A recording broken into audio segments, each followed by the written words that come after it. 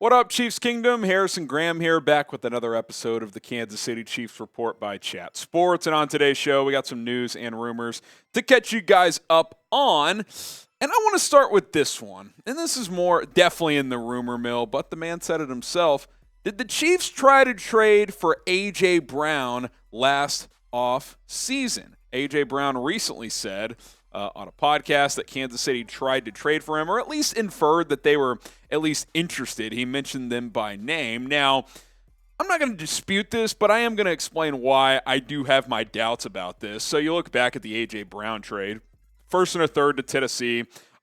Eagles got A.J. Brown, and obviously it worked out really well for Philadelphia. He had a great year, helped Jalen Hurts take that next step, and almost won the Super Bowl, but the Chiefs were too good.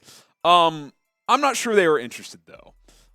There's a few reasons why. The main reason why has to do with Tyreek Hill and how Brett Veach operated last offseason. So let's go back and revisit that trade. When Kansas City traded Tyreek Hill to Miami, and we were all shocked, and I freely admitted that I wasn't a fan of the trade. It obviously ended up working out well for both parties. I think Miami benefited also. Chiefs got a first, a second, a fourth, and a sixth. Fourth and sixth this year, too, so extra capital for this season.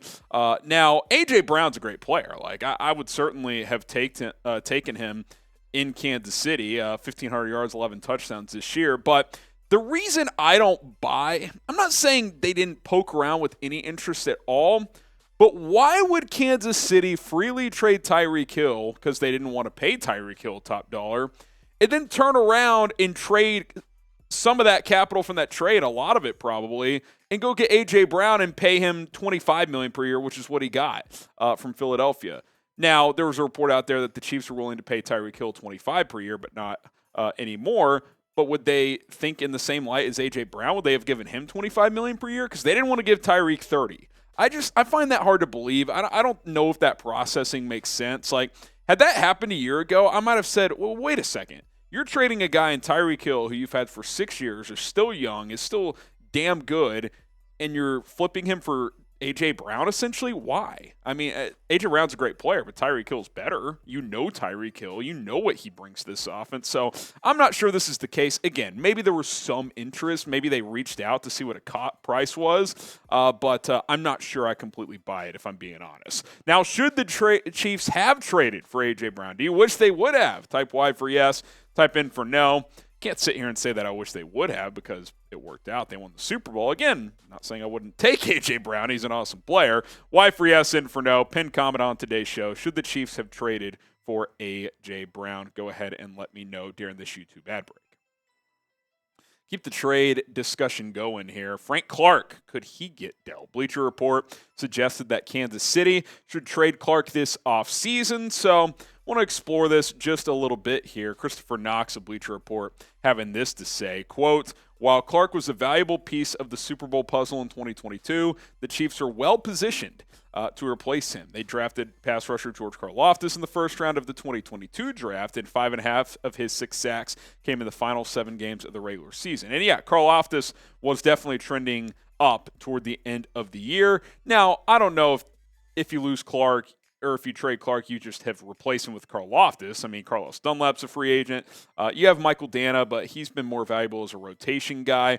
I'm not sure that is actually the case. More on this in a second, but hey, you still fired up about winning the Super Bowl? I mean, what a game it was. What a championship. And get your gear. I mean, there's still tons of T-shirts left, hats. You got hoodies available. Go to our link below, chatsports.com/ChiefsSB. That is ChiefsSB, chatsports.com/ChiefsSB. Go pick up some Super Bowl championship gear today. Link is in the description and the comments. Click and shop and go represent Chiefs Kingdom.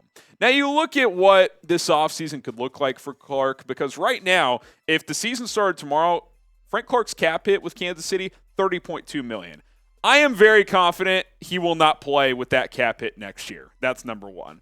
Now, if he were to get traded right now, his cap hit, if traded, $21 million for another team. So that's absorbable. Like, I don't think a team would trade for him and take on the $30+ million, but $21 million. Now, you're not going to get a first for Frank Clark, but maybe like a third or a fourth. His regular season production, as you guys can see here, has been a little underwhelming, but obviously he's been a guy that's ramped it up big time in the playoffs. He's been really good at 2.5 sacks in this playoff run as well.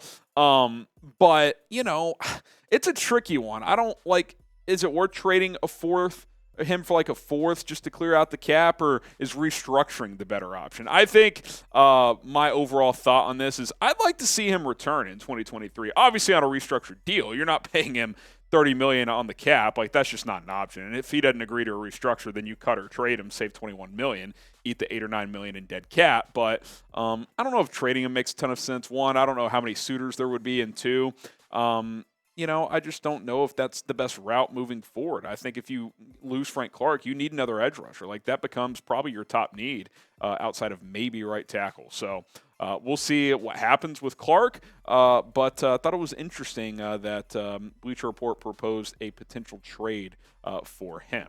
Now, guys, we are exactly 200 subscribers away from 40,000 on the channel. We told you guys yesterday that we have a race with Dolphins today to 40,000 subs, and you guys delivered 200 new subs on yesterday's video. Hey, if we do that again, we're at 40K. That would be awesome. I would love to get there before the NFL Combine gets here next Tuesday, is I think when players report. So hit that sub button if you want daily Chiefs videos. We've got you covered.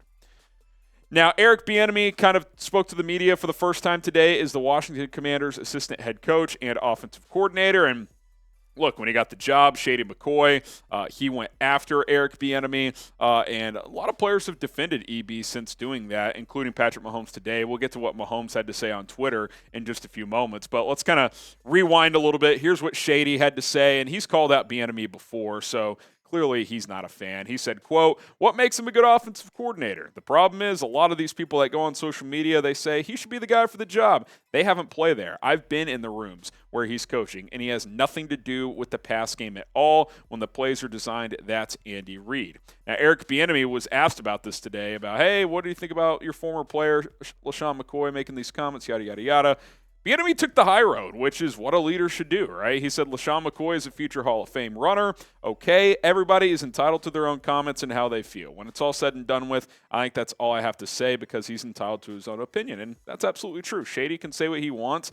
He played 1 year in Kansas City, and he had his experiences that he had. Now, Tyreek Hill the other day tweeted, yo, you're just mad because he told you to tuck it high and tight. And then Patrick Mahomes tweeted this out today saying, there should be no questions on how great of a man and coach Bieniemy is. His leadership has a direct impact on the player person I am today. 10-plus years learning under one of the greatest coaches of all time. He's talking about Bieniemy under Reid, and I cannot wait for him to prove doubters wrong. So, look, and I think that's kind of the point, that last sentence, right, is at this point it's just up to Eric Bieniemy to prove the doubters wrong. And we'll see if he can do it. I'm pulling for him. It's kind of crazy how 12 months changes things. This time last offseason, after the way things ended after the AFC Championship game, that kind of loose report that, things blew up at halftime of that game after that, kind of mishap at the end of the half against Cincinnati led to a second-half meltdown.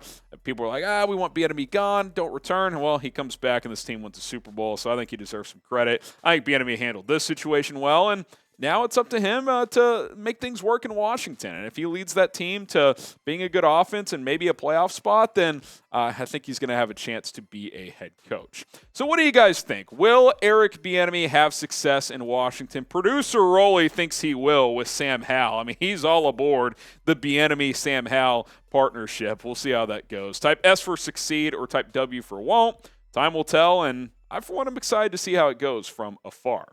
All right, that's it for today's Chiefs Report. Be sure to follow me on social media. If you have any Chiefs questions, you can ask me over there. It's at HGrahamNFL on Twitter and on Instagram. I am Harrison Graham. We'll have more videos throughout the weekend here on the Chiefs Report.